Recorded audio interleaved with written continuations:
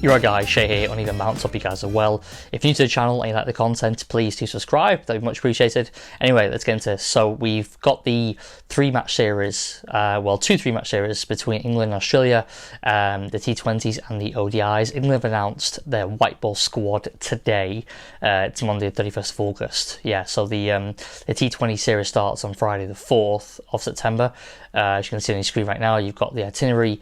We've got 3 matches in Southampton on the 4th, the 6th and the 8th of September, and then we've got we go up north to Manchester, to Old Trafford, to play the 3 ODIs on the 11th, 13th and the 16th. So yeah, short tour, 12-day tour, with the matches encompassing 12 days. Should it be obviously very good, and yeah, with England that's their squad today, it was no real surprise. I said in previous videos that the main kind of white ball players will come back into the squads in preparation for the series. I think obviously with the ODI series having now serious context, unlike maybe a couple of years ago when Australia toured here for that 5-match series when England battered them 5-0. This one has context for the Super League, so I expected some of the big boys to return. That's exactly what's happened. So as you can see on your screen, we've got the T20 squad and the ODI squad.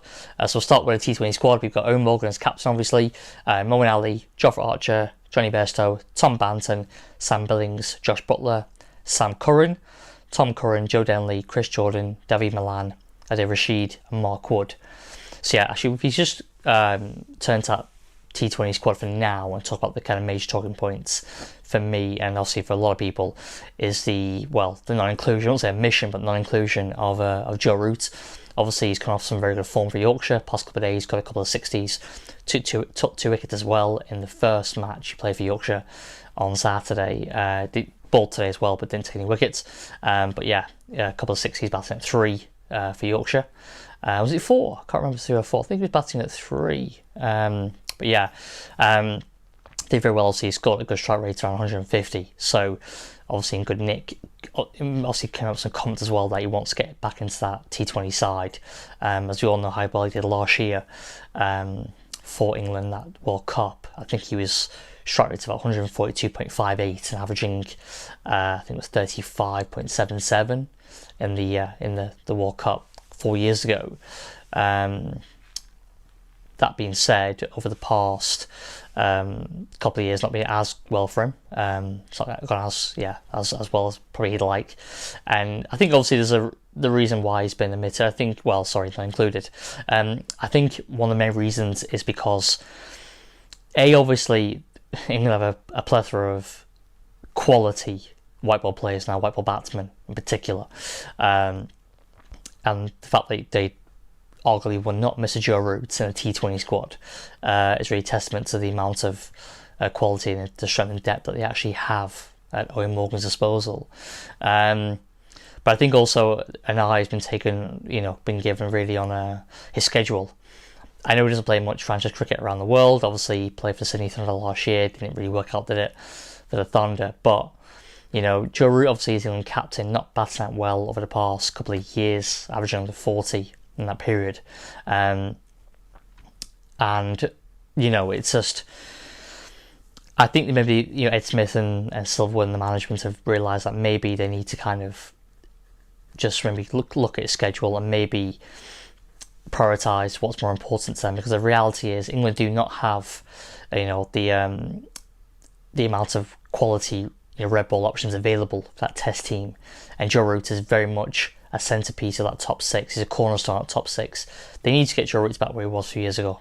He was averaging over 50 in that period. And that's not Joe Root we have right now. That top order is still a little bit brittle. Obviously we had fits and spurts. Obviously John Crawley, Zach Crawley was obviously fantastic. Lucky it's not John Crawley. Zach Crawley was obviously fantastic. Sorry, Lancashire fans. But yeah, Zach Crawley was obviously fantastic in the 3rd test. Ollie Pope scored a few runs across the 6 tests against West Indies and Pakistan. But, Roy Burns didn't have a great summer, averaged just over 30. Sibley was good, but averaged under 40. It's not a real settled and quality, high quality top 6. I think it's still arguably fair to say. I think you could argue that point. quite convincingly, to be fair. So they need Joe Root to obviously perform better in a test arena, obviously captain as well. It's a big job with that. Oh, it's not just on the pitch, off the pitch as well. The kind of media commitments that you have to comply with. It's a heavy shirt to wear, isn't it? Being England cricket captain. So I think that you obviously want to get him back in form, especially with next year with the Ashes. Not too far away now. What is it?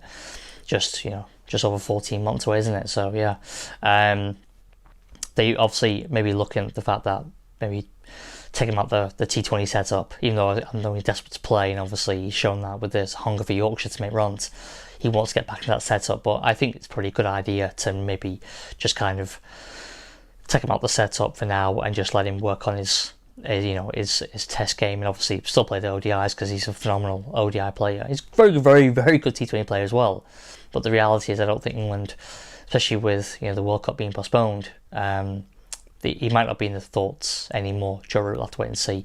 They might. I could see, to be honest, I could see him bringing him back 5 minutes before that's announced the T20 squad for the World Cup in India in a year's time. Probably announce Joe Root. They'll probably bring him back, but maybe it'd be best for all parties concerned that he actually just is given a warm shoulder, we'll call it, and just you can take the T20s when it's happening. You can take the time off or play for Yorkshire. Yeah, it's up to him.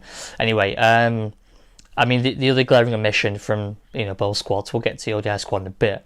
But if I look obviously across both squads, I think the main omission, isn't it, is David Willey. And now I think really, really harsh. Obviously, he did really well against Ireland. You can only do well against what you're up against, can't you? And obviously Ireland came over here a few weeks ago and he was superb. He took I think it was 8 wickets across 3 matches at 18. Scored a few runs, got a 50 in the third ODI, the 51 off 42 balls. So he's come off some really good form. He's obviously, after the heartbreak last year, being dropped prior to the World Cup starting for Jofra Archer, which is a fair decision, I understand that. But I think when I read the squad that's been announced today, and I see David Willey, who's done really well against Ireland, he's done everything that's been asked of him, and then I see Sam Curran's name there, and I'm a Surrey fan, I really like Sam Curran. I think he's got a lot of potential. Whether he's good enough as a white ball player for England, we'll have to wait and see. His stats don't say that at the moment, but he's only played a handful of games. But I just feel like David Willey, if he's not going to get picked now, when will he ever get picked? He'll have to go back to Yorkshire now. And I'm sure he'll deal with this latest rejection a lot better than he did a year and a half ago. But that being said, I think it'll still be hard to take. And I think that I'm not sure we'll see David Willey again in an England shirt. That's really sad to say, actually. I thought that he would have, been able to kind of, cement his place after the Ireland series, at least in the squad. I'm not saying necessarily be taking the new ball, but I think he did enough to earn his place in that. 13-man squad in the T20s and 14-man squad for the ODIs. I think in the ODIs, if he wasn't picked for T20s and he picked Sam Curran and then picked David Willey for the ODI series, I'd be cool with that. But I think, he's been given a lot of rough treatment there. I mean, I would personally still rather have him than Sam Curran. To be honest with you, right now, based on Tom Curran's performances over the last few months, last year or so, I'd have him in the team over Tom Curran. I mean, Tom Curran bowled pretty abysmally yesterday against Pakistan in the second T20. Yet he's been retained of cross-ball squads. I feel for Willey, and I'm not sure that we'll see him again, unfortunately, because I think Ben Stokes come back. Obviously, I don't really see a place for Willey anymore. It's going to go with Sam Curran now, and for the future, build for the future. They might be looking at that and thinking, okay, Willey's 30 years old, but he's still only 30. And he's a fairly young. He's not got a huge amount of mileage in the legs. I know he's around a long time. Obviously, he won the T20s final for Northants. What was it, 2013? He's been around quite some time, but he only plays white ball. He didn't play that much last year for Yorkshire. He's globetrotted a bit, IPL, etc. But he's not someone who has played a serious amount of cricket. It's not like he's playing so much 4-day cricket either, over the last few years. So I still think he's got a lot to give. He's a big, fit, strong guy. I think he can still do well. He can take a new ball. I mean, it's hard to take a new ball in today's games as well. Bigger bats, short boundaries. The game's more and more become a batsman's arena, isn't it? And it's difficult for new ball bowlers, in ODIs and T20s, especially for a pace bowler, especially in T20s. I mean, the majority of top 10 bowlers we know are spinners, so it's hard. And he's taking a new ball. I appreciate he's not the best death bowler. That's been why Sam Curran's been retained. Sorry, Tom Curran. But you've also got Chris Jordan in that squad as well, and you've got the return of Archer and Wood. So yeah, I think there's a place for Willey, but it's also to be. On the flip side, someone who has been included, which I think I understand why, because probably lack of other options, but Moeen Ali, that needs to be looked at quite heavily now. I've actually jotted down the stats, and in the past 18 months, since February 2019, he's been averaging 16.77 with the bat, and an incredible, and for the wrong reason say incredible, 82.57 with the ball, 82.57, and that's in ODI cricket. It's just, his form's got the window. I know he's a holding bowler. I appreciate the second bowler behind Adil Rashid, but I think if Liam Dawson was fit, then he would be seriously knocking down the door to replace Moeen. I think Moeen, I don't know if the ship has sailed now on him, to be honest, because obviously what's happened over the past year, taking a time out after the World Cup, and the Ashes after being dropped. I just think that maybe, I just don't know if he's got I don't know if he's got the hunger. I just don't know if he's got the ability anymore. I'm just not sure if he's really got what it takes anymore at this level. He's 33 now. It's like there might be time for kind of new blood in that second spinner's role. And so Liam Dawson's probably the closest thing we have to someone who could probably come in and obviously and bowl reasonable holding spin and combat a bit as well, because Moeen just looks all at sea.